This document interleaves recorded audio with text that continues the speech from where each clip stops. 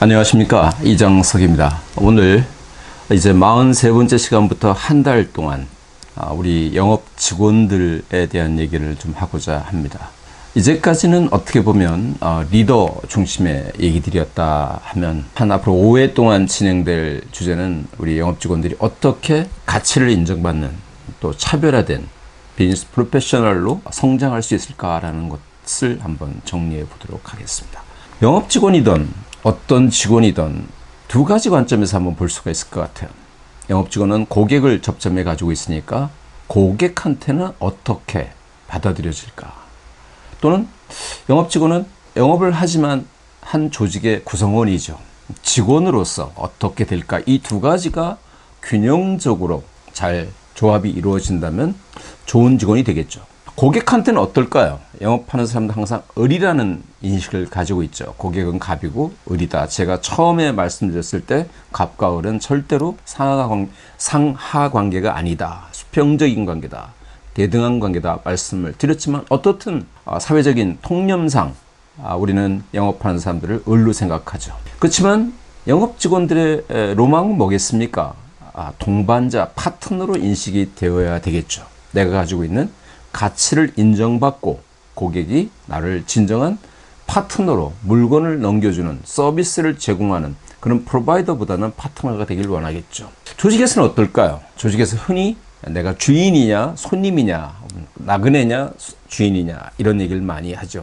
요새 젊은 사람들과 대화를 하다 보면 내가 주인이 아닌데 무슨 오너십 주인의식을 얘기하느냐. 주인은 주인들만 갖는 거지. 그렇지만 그건 여러분 젊은 영업 직원들 그런 생각은 버리셔야 됩니다. 그게 자산의 또는 지분의 어떤 주인이다, 객이다 이런 개념이 아니라 어떤 조직이든 어떤 곳이든 내가 주인이 될 수 있어야 되겠죠. 이 두 가지가 가장 이상적이겠죠. 그래서 오늘부터 여러분들과 나눌 얘기는 뭐냐? 어떻게 하면 을이 아닌 파트너로 인식을 받을 것이냐. 그러한 것으로서의 소통 역량이 중요한 것이 통찰력, 소통 역량, 그 다음에 신뢰를 부르는 어떤 행동, 행위, 말 이런 얘기들. 그 다음에 조직 내에서 어떻게 내가 주인이 될 것인가 라는 관점에서 봤을 때 조직에 대한 열정, 팀에 대한 열정, 일에 대한 열정을 보여야 될 것이고 당연히 주인의식을 보여야 되겠죠.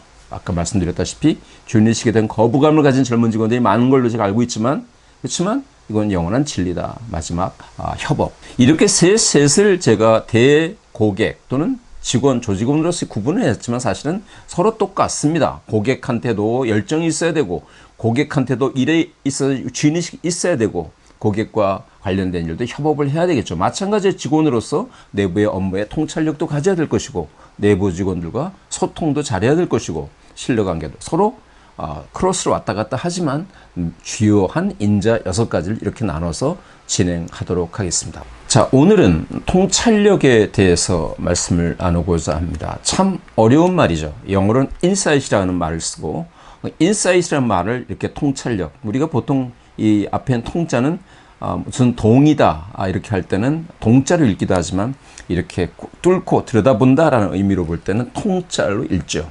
통찰력이죠. 말 그대로 뚫고 들어가서 보는 거죠. 인사이트죠. 영어의 사전적인 의미, 영어의 의미와 한글의 의미와 한자 의미가 거의 다 통하는 관계가 있죠. 통찰력이라는 것은 결국은 어디서부터 나오겠습니까? 변화죠. 첫 시간에 말씀드렸던 것을 기억하는데 모든 것은 변하고 있지만 영원히 변하지 않는 진리 하나는 있다. 변화한다는 것이죠. 세상은 변하고 일은 변하고 사람들도 변하고 모든 게 변한다는 거죠. 변화라는 주제가 얼마나 심각한 것인가라는 것은 영업 전략에서도 말씀을 드렸었습니다. 영업 직원들이 통찰력은 결국은 어떻게 변하는 것인가, 과거에 머무르지 않고 새로운 것을, 이런 것을 말씀드리고 이 사이를 들여다보려면 브레이크트루 해야 되겠죠. 어떤 벽을 넘어야 되겠죠. 간극을 넘어서야 되겠죠. 그래서 브레이크트루 띵킹이 가능해야 된다. 브레이크트루 띵킹은 틀을 깨는 사고라고 저는 번역을 하는데 어떻든 어떤 형틀을 벗어나는 새로운 사고방식, 창의적인 사고, 이걸 통칭해서 브레이크트루 띵킹이라고 얘기합니다. 여튼 통찰력의 키워드 2가지를 말씀드리면 변화, 그리고 그것을 읽어내는 브레이크트루 띵킹, 이것이 결합돼서 나타나는 것이 통찰력이다. 잠깐 어떻게 통찰력을 키울 것인가 얘기하기 전에 얘기를 좀 드리죠. 제 첫 출근한 영업자에게 실린 글입니다. 제가 뭐 직원들을 좀 이렇게 가끔가다 면담을 하는데 한 8년 차 된 직원이 유심히 보여지는 직원이 있었습니다. 뭐 회의할 때 들어와서 얘기하는 거나 또는 이렇게 움직이는 동선 이런 거 느낌을 봤을 때 참 신실하다 이런 느낌을 들었어요. 그 직원의 직급이 그 연배가 됐을 때 얻는 직급에 비해서는 조금 늦었다는 걸 제가 보고 담당 임원한테 질문했죠. 김상무, 저 왜 제 차장은 승진이 제대로 안 됐어요? 그랬더니 제 그 담당 임원도 단련 매니저한테 물어보고 글쎄요. 뭐 그닥 이유가 특별한 건 없는데 어떻든 조금 늦네요.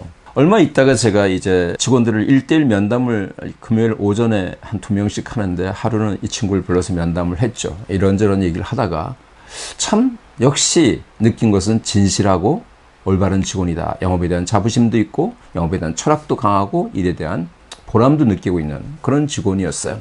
그래서 제가 물어봤죠. 최 차장은 만약에 앞으로 다른 일을 하게 된다면 2년 후에는 3년 후에는 어떤 일을 하고 싶어요? 그랬더니 그 친구가 저한테 그럽니다. 대표님, 저는 영업 말고는 할 수 있는 게 없습니다. 저는 전략적이지 못하고요. 저는 기획력도 떨어지고요. 그래서 고객을 만나고 진실하게 고객을 대하면서 뿌린 만큼 얻을 수 있는 영업이 가장 적합하다고 보고 영업이 가장 저에게 맞는 일이라고 생각하고 다른 일은 생각해 본 적이 없습니다. 어떻게 생각하십니까, 여러분? 왜 영업 직원들은 시장에 대해서 이해하고 전략을 수립하고 이런 것에 대해서 두려워할까요? 그런데 비즈니스 현장에서 시장을 이해하고 전략을 수립하고 통찰력을 가질 수 있는 사람은 누굴까요? 그건 영업 현장에 있는 사람들입니다. 현장에 있는 사람들보다 변화를 잘 읽을 수 있고 현장에 있는 사람들보다 브레이크through 띵킹을 잘할 수 있는 사람이 없음에도 불구하고 왜 그럴까요? 그런데 어려움을 느끼죠. 그런 것들에 대한 얘기를 이제 얘기하려고 합니다. 통찰력. 영업 직원들이 현장에서 가장 현장을 보고 느끼고 변화를 느끼고 많은 것을 배울 수 있음에도 불구하고 두려워한다. 그래서 제가 그 친구 최 차장한테 얘기를 했죠. 최 차장, 아사다모가 왜 트리플 악셀을 하면 맨날 엉덩방아를 찌음에도 불구하고 할까? 그 당시 여러분 잘 아시겠지만 김연아 선수와 매번 챔피언의 자리를 놓고 겨뤘던 일본의 피겨스케이팅 선수죠.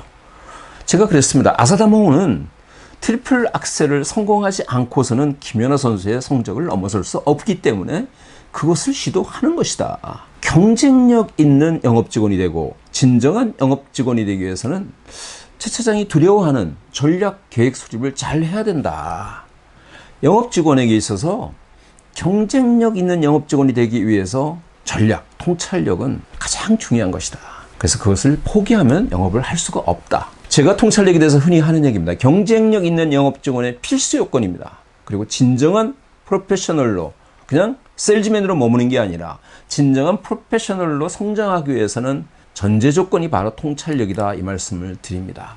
그 통찰력을 갖추기 위한 4가지 요소를 지금부터 하나하나 말씀을 드리죠. 우선 전략적인 관점을 한번 생각해 볼까요? 우리 기업의 전략을 얘기할 때 여러분들 제가 여기서 이걸 장황하게 설명드릴 수도 없고 이거 하나만 갖고도 한 학기, 2학기를 경영대학원에서 운영되는 거지만 제가 그냥 간략하게 말씀드리죠. 우리가 환경 분석을 할 때 우리 패스트 분석이라 그러죠. 환경 분석, 정치적, 경제적, 사회적, 기술적인 어떤 변화가 어떻게 되는가.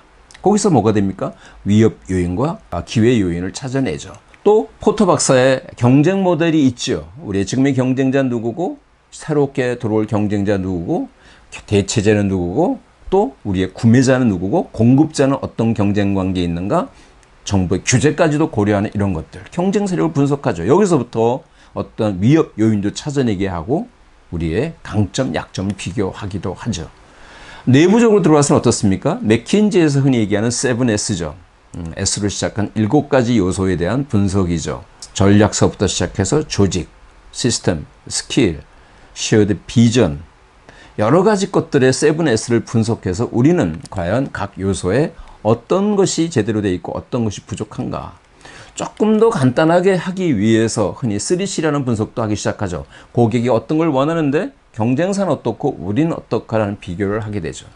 아까 패스트 분석과 경쟁 모델 분석이라는 것은 기회와 위협 요인을 주로 본다는 관점이라고 봤을 때는 우리 7S는 우리가 강점이 무엇이고 약점이 무엇인가 보게 되겠죠. 그래서 나오는 게 뭡니까? 흔히 여러분들 잘 아시는 스왓이죠.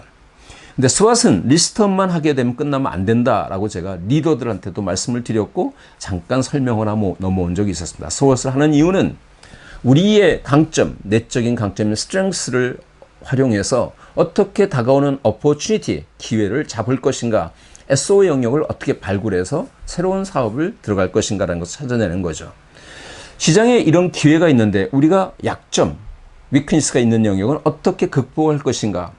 우리는 지금 스트렝스 강하다고 보는데 시장에 어떤 위협 요건이 있어서 그것을 어떻게 극복해 나갈 것인가. 우린 약한데 문제가 있는 영역인데 시장에 위협 요건이 나온다. 이것을 어떻게 회피할 것인가. 이런 전략을 잡는 것이 그냥 스왓 분석입니다. 많은 영업 직원들, 영업 리더들이 스왓 분석을 할 때는 그냥 스트렝스가 어떻고 위크니스가 어떻고 어포추니티가 어떻고 스트레트가 어떻다 이렇게 정리만 하는데 스왓 분석은 이렇게 매치박스를 만드는 게 이유다. 이래서 나오는 이유가 무엇이 뭡니까? 전략 과제를 끌고 가기 위한 절대 성공 요인, 크리티컬 석세스 팩터가 나오기도 하고 이렇게서는 절대 안 되겠다라는 크리티컬 페일리어 팩터를 뽑아내는 거죠. 그것에 의해서 STP, 세그먼테이션, 타겟팅, 포지셔닝 전략을 잡기도 하고 기업의 전략을 4P 전략 플러스 서비스하는 회사는 여기에다가 people과 프로세서, 피지컬 에비던스까지도 하는 7S를 분석하는 거죠. 이거는 제가 2분 동안 말씀을 드렸지만 아까도 말씀드렸지만 2학기 동안 경영대학에서 진행되는 과정이죠. 근데 겁먹지 마시라는 겁니다.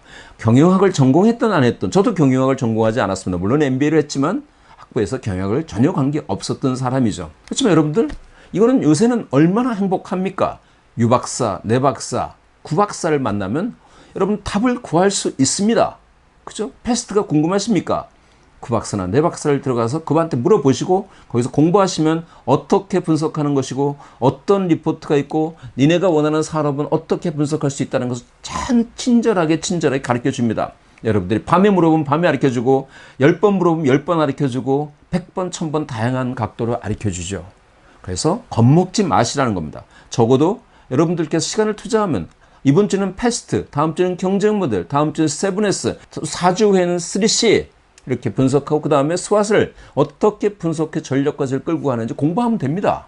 근데 우리 영업하는 분들은 나는 학부에서 이런 걸 하지 않았어. 나는 전략을 하지 않았어. 이런 두려움 때문에 이런 걸 무서워한다는 거죠. 껍데기에 겁먹지 마십시오. 첫 번째 통찰력의 시작은 이러한 방법론과 메소돌로지에 대해서 겁먹지 말고 공부하시면 됩니다. 그럼 대학원을 가는 것도 아니고 전공을 바꿔서 또 학교를 들어가는 것도 아니고 외부에 교육받을 필요도 없습니다. 여러분들이 시간만 투자해서 필요하다면 언제든지 체득할 수 있다. 첫 번째, 겁먹지 마십시오. 두 번째, 통찰력을 갖추기 위해서 제가 리더 세션에 잠깐 말씀을 드렸습니다. 키플링이죠. 그가 이 얘기를 했다고 지난주에 리더들한테는 설명을 했습니다. 리더 세션을 안 들어오신 영업직원이 있을까 봐 이 차트를 다시 씁니다. 나에겐 6명의 충직한 하인이 있었다. 그들의 이름은 언제, 무엇을, 누가, 어떻게, 왜다. 나의 모든 것은 그들이 다 해주었다. 이게 키플링이 한 유명한 말이죠. 6하 원칙입니다. 두 번째 통찰력의 기본은 6하 원칙. YW1H 플러스 1P. 어떤 기간 개념을 고민해 보셔라는 겁니다.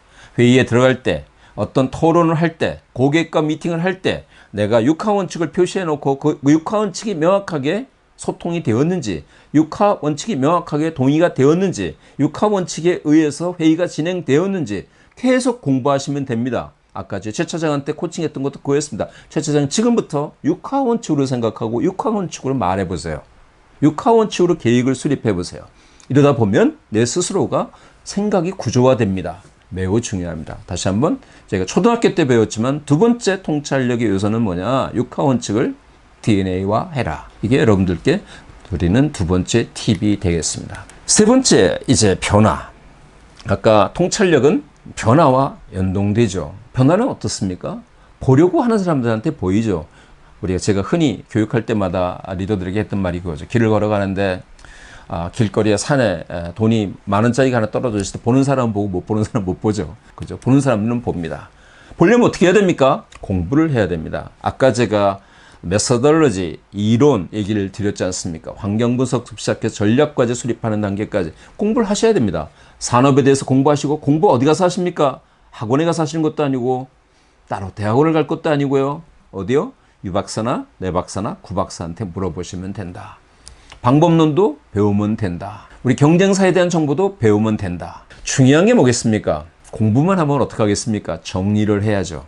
하루에 1시간씩 공부하시고 하루에 일주일에 1시간 반만 주말에 토요일이든 일요일이든 한 주일 동안 공부한 것을 정리해서 체계적으로 여러분들의 파일에 컴퓨터에 집어넣든지 여러분들의 랩탑 여러 군데 집어넣어서 저장을 하시면 된다.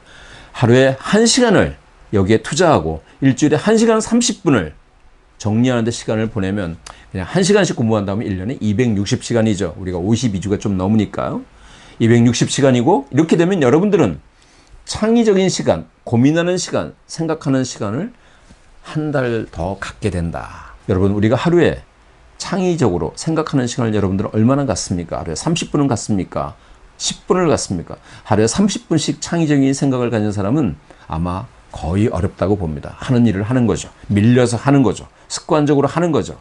그렇지만 1시간씩 이런 시간을 가지면 자신 있게 말씀드립니다. 1년 반 안에 누구보다도 더 통찰력이 있어진다. 얼리버드라고 제가 말씀드리는데 일찍 조조가 되면 1년에 나는 5주의 시간만을 더 갖는 것이 아니라 N승의 효과를 가져온다. 왜냐하면 그거는 보통의 시간 한 달보다 더 창의적인 시간이기 때문에 효과는 N승이다.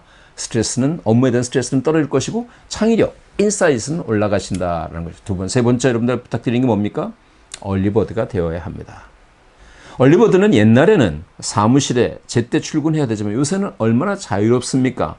플렉서블한 출근 시간도 있고 공간의 제약도 없지 않습니까? 여러분들이 집에 있어도 보통 아침에 일을 시작하기 전에 1시간 또는 고객 사이트 가도 1시간 어디 가서는 1시간을 내가 생각하는 시간을 미리 갖는다라는 것을 가져야 된다라는 말씀을 드립니다. 세 번째 통찰력의 요소는 얼리버드다라는 말씀을 드립니다.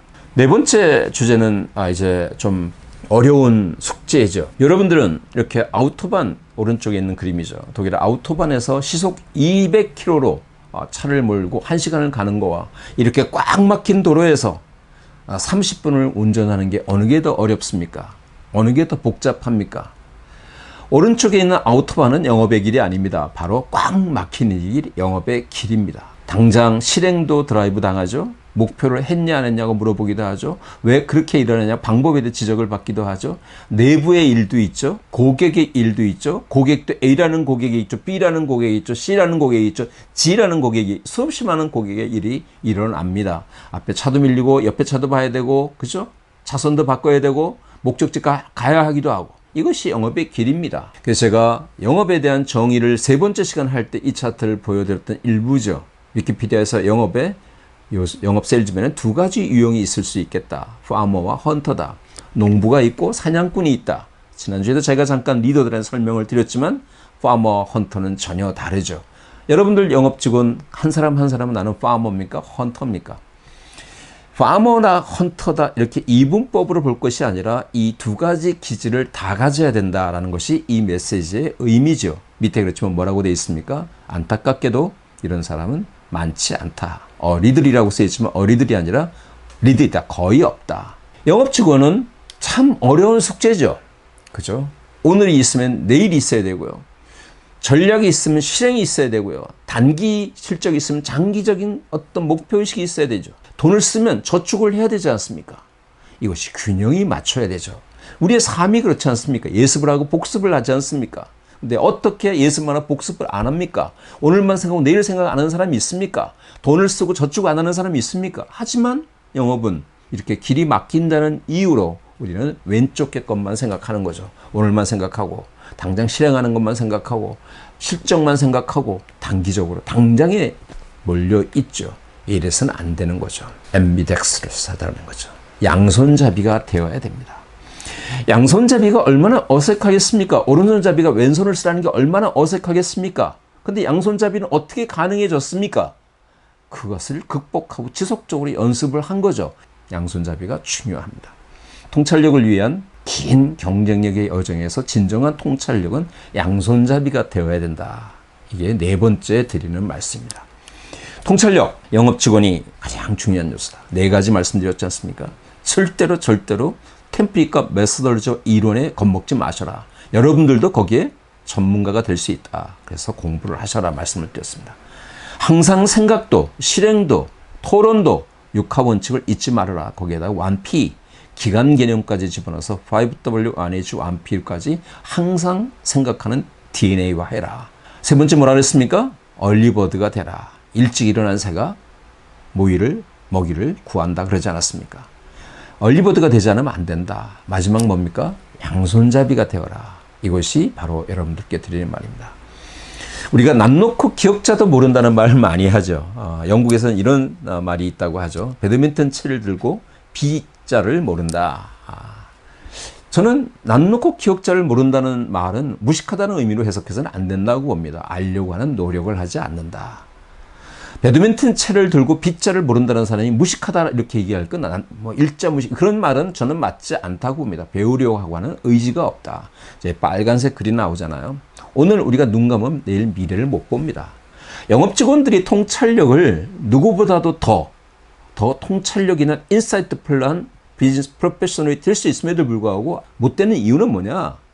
능력이 없어서가 아니라 못해서가 아니라 안 하는 거다라는 거 보는 겁니다. 그래서 오늘 통찰력을 얘기할 때 오늘 이 시간 투자하신 것만큼 통찰력에 대한 자신을 가지고 이 네 가지를 일상에서 실천하면 누구보다도 훌륭한 비즈니스 프로페셔널이 되리라고 보여집니다. 자, 다음 주에는 소통에 대해서 한 시간을 보내도록 하겠습니다. 오늘 영업 직원 한 사람 한 사람이 내가 미래의 진정한 차별화된 비즈니스 프로페셔널이 되기 위한 시작 통찰력을 말씀드렸고 앞으로 5주 동안 같이 하시면서 보람을 얻으시기 바랍니다. 감사합니다.